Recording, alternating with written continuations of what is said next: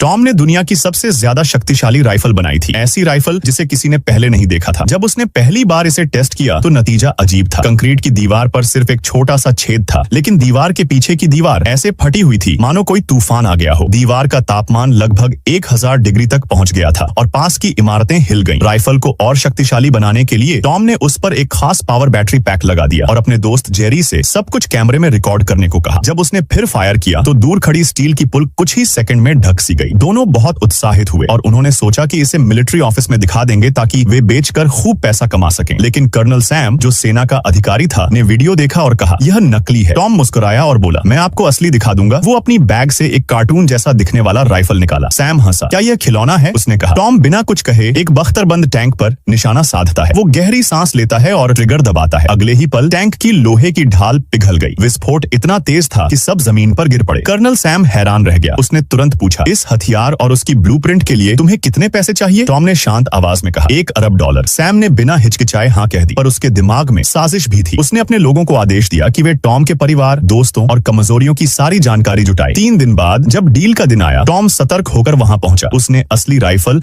अपने भरोसेमंद साथी जेक को पहले ही दे दी थी। जैसे ही वो वहां पहुंचा, उसे पैसों की जगह बंदूकों और धोखे ने घेर लिया। उसका परिवार भी फंस गया। जबरदस्ती टॉम ने अपनी टीम को बुलाया और हथियार और डेटा सौंपने का आदेश दिया। सैम ने अपना वादा रखा और टॉम वाव उसके परिवार को छोड़ दिया। पर टॉम की बदला लेने की बारी अभी बाकी थी। उसने राइफल में एक ट्रैकर चिप छिपा रखी थी। जैसे ही रात आई, टॉम ने सिग्नल बूस्टर सक्रिय कर दिया और सैम की काफिले की लोकेशन ट्रेस कर ली। फिर उसने अपनी दूसरी पीढ़ी की सुपर राइफल निकाली, जो बाहर से खिलौने जैसी दिखती थी, लेकिन ताकत में पहली राइफल से भी ज्यादा खतरनाक थी। टॉम ने निशाना लगाया और ट्रिगर दबाया। गोलियों ने बख्तरबंद वाहन को कागज की तरह फाड़ दिया। एक के बाद एक विस्फोट हुए। पूरा काफिला आग में घिर गया। कुछ ही सेकंड में सैम, चुराया गया डेटा और हथियार सब राख हो गए। जब पुलिस पहुंची तो वे इंस्पेक्टर मैट बस टॉम की खिलौना जैसी राइफल देखकर दंग रह गए। टॉम अपने परिवार के साथ शांति से धुएं और राख से दूर चला गया। सुबह का इंतजार करता हुआ और अपने अगले मास्टरपीस के उगते सवेरों का इंतजार करता रहा।